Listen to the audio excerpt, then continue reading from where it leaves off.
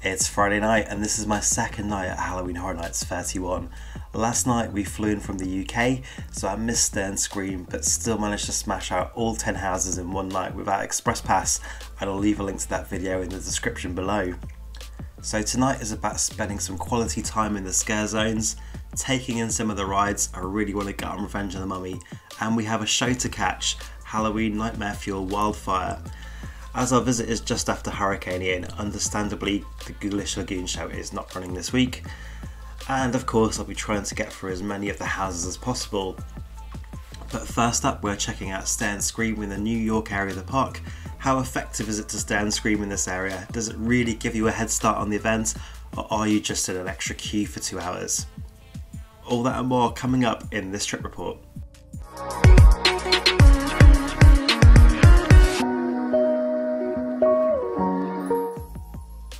Hey, this is Stu for Out and Back Travel. I make videos like this one to help inspire your own theme park adventures. And do excuse my voice, I realise it's a bit more annoying than normal as I do have a cold from all the screaming. We're about to witness a masterclass in supreme theme park operations. Universal Studios Florida is going to close for its regular operating day at 5 PM and switch over into Halloween Horror Nights mode, which is a separate or hard ticket event. Folks who have a valid daytime theme park entry and the Halloween Horror Nights ticket can stay inside the special areas during the park's costume change, and these are known as the Stay and Scream areas. If you don't have a daytime theme park ticket, you can still access these areas from 3 PM each night if you upgrade your Halloween Horror Nights ticket to include the Scream Early add-on. Please remember though that Stay and Scream is completely free if you have a regular daytime theme park ticket. So we can see this tent that's pitched up here. The team members are scanning your Horror Nights tickets to allow guests into the area. Stay and Scream is like a big holding pen. Universal will keep you safe inside the Stay and Scream area whilst the regular day guests leave the park and the operations are switched over into Halloween mode. The New York Stay and Scream area is probably the largest. This enclosure runs up to the Mummy and includes bathrooms, of course, and lots of places to eat and drink. You've got the Louie's window, there's the Pretzel window, there's Finnegan's Bar and Grill, the food carts around the park area, so lots of food and drink options. And you can also pre-join the queue for 2 of the haunted houses. Your New York options are Spirits of the Coven and Halloween. Simply look out for the team member holding the big lollipop, as that's the end of the queue line, and this does move throughout the evening as obviously the queues are quite dynamic. So it seems in 2022 the haunted houses are semi-officially opening at 5:45 PM, so a good 15 minutes before the main gates open. So by Stay and Screaming, the idea is you're ticking off a house before the official event time starts. And remember kids, time is money. You could hang out in the Stay and Scream area, particularly in this New York zone, as obviously you've got the full service Finnegan's Bar and restaurant is completely fully open. Once Stay and Scream ends, then you could breeze up to the entrance of any of the houses you like and you'll still be way ahead of the people coming through the main turnstile. So I entered Stay and Scream area and joined the line for Halloween. It's approximately 4:50 PM, so 10 to 5. Halloween really gave me the willies last night, which I enjoyed of course, plus it gets a lengthy line. So the idea is to bash out one of the biggest queues off the list before the event officially starts, and let's see how it goes. Coming backstage is pretty magical. You can even catch a glimpse of the Hogwarts Express. It's a real train. The time is around 5:40 PM and they started letting people inside the Halloween house early. We're on the final wiggle of the switchbacks here, so we should be in fairly soon, in just under an hour. I'm not ready for this. I wasn't ready for this. Michael Myers is absolutely terrifying. It's now 5:55 PM, so it's still 5 minutes before they open the main gates, and I'm one house down. I'm in the line for Dead Man's Pier Winter's Wake. As this one seems to be the fan favourite this year, it does get very long wait times, so the idea is let's knock it off before the queues build up. Okay, at 6 PM the main gates have just opened, but the houses already have queues due to the guests that were here and did Stay and Scream. So let's take a look at the times. Blumhouse 20 minutes, Weekend 20 minutes, Monsters 10 minutes, Hellblock 10 minutes, Spirits 10 minutes, Descendants 10 minutes, Halloween 50 minutes, Bugs 10 minutes, Dead Man's Pier 20 minutes, and Chupacabras 10 minutes. Although looking here, look, this is the queue for Chupacabras on the other side. and it's actually empty, so you could probably just walk into that one, and I think we'll do that one next. Deadman's Pier then was 20 minutes. That's such a beautiful house. Having all the semen discharging at you is quite alarming. I love it. It's 6:15 PM and Chupacabras is still advertised as 10 minutes. Let's get in that line. This is how you have to attack horror nights. You just have to go for it. If you see a short line, pounce on it. Even if you take a second to think about it, that queue line could back up, so just get in it when you can.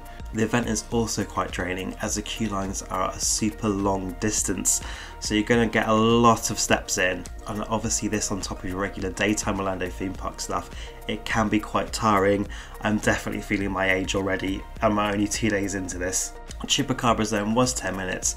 Really lovely scenic maze with a lovely couple of jump scares, and they actually made the animatronics scary. That's one of my favourites too, I really like that one. So rather than go towards the front of the park where all the guests will be coming through that main gate, I'm going to leave the other two soundstage houses for now, and I'm actually going to go towards Blumhouse, which is at the back of the park. The time is 6:30 PM, so we're officially 30 minutes into the event, and I'm going to wager that the crowds haven't got that far back yet. And as you can see, it's a 20-minute wait, so let's go. Okay, that turned out just to be 5 minutes. Fantastic. I'm going to carry on in this direction around the park, so we're going clockwise now. So the next house will be Bugs. The time is 6:50 PM and it's a posted 10-minute wait. Yep, that was actually 10 minutes, but it's like 10 years of walking to get back there. Oof, that's a long one. As it's right by the exit to Bugs, I'm going to slip into the entrance of Descendants, which is also a 10-minute wait. Let's go. So again, we pretty much walk right into Descendants, maybe 5 minutes of walking. That one is so underrated, it's such a good house. Okay then, so the Weekend is the next house, geographically as we travel clockwise around the park, and it's a posted 25-minute wait. For the main IP house to be under half an hour, I think we have to do it, so let's go. Okay guys, so we actually waited 15 minutes for the Weekend. The entrance portal is now showing 20 minutes for Monsters, which would be the next maze as it's right here. But the time is 7:45 PM and Daddy needs a perch. Sounds like a great excuse to catch the 8 PM performance of Halloween Nightmare Fuel Wildfire and probably get a beveragino to take in. Halloween Nightmare Fuel Wildfire was absolutely incredible. The soundtrack is amazing. I never knew I needed the heavy metal version of You Spin Me Right Round in my life, but there we go, my life is now complete. As we came out of the show, we hopped in line for Men in Black, which is obviously right next to the arena, and it was only a 10-minute wait. The time is now 9:05 PM and we're definitely in that middle kind of period of the event where all the queues are just going a bit kind of bonkers. So we've got Blumhouse at 90 minutes, Weekend 60 minutes, Monsters 35, Hellblock 25, Spirits 45, Descendants 45, Halloween 85, Bugs 55, Deadman's 55 and Chupacabras 60. So by arriving to the event an hour and a half early and doing Stay and Scream, by my science I've got out of waiting in these absolutely vile queues. I'm currently in the queue for Universal Monsters, which is a posted 35 minutes wait. Given the other queues are all at an hour or over an hour, I think this one's quite a reasonable one, and it's such a good house. It was my favourite from last night, so let's see if it lives up to that. It does seem the queues go a bit bananas, sometime after 8 PM and until around 10:30, 11 PM. I'm finding that kind of middle of the night kind of useful to take a house break and get something to eat, although the queues for the food are really long, and definitely try and get some rides in. Like last night we did Gringotts in this time, so that seems to be kind of a good way to do it. Okay, so Monsters was actually a 40-minute wait, so we're an extra 5 minutes. Absolutely pleased with that. It's such a great house. I think it's definitely my favourite, and I really wasn't expecting it to be. But to be double teamed by the Monsters is pretty special. Let's take a stroll through the Scare Zone Scarecrow Cursed Soil. Hello friends, a bit of a time jump. It's now 10:10 and we've been hanging out in the Scare Zone Graveyard Deadly Unrest, which is absolutely beautiful. I've been sitting on a bench because I'm old, watching the performers do their thing and soaking up that spooky atmosphere. Definitely recommend it guys, do take a rest and pace yourselves. This event is a marathon, not a sprint. But sitting here, let's have an update on those queue times. I think we're at peak bananas now, as Blumhouse is 100 minutes, The Weekend 55 minutes, Monsters 45 minutes, Hellblock 40, Spirits 45, Descendants 55, Halloween 85, Bugs 55, Deadman's 80 and Chupacabra's 50. There's still the best part of 4 hours of the event left, so I could easily get those last 2 houses in to complete the set and maybe even repeat some of my favourite houses. But I'm old, guys, and I'm really enjoying the sit down and just soaking up the atmosphere. Okay guys, it's now 20 past 10 and Transformers the ride only has a 5-minute wait, and obviously I wasn't too far from that in the other scare zone, so this is looking to be nice and empty.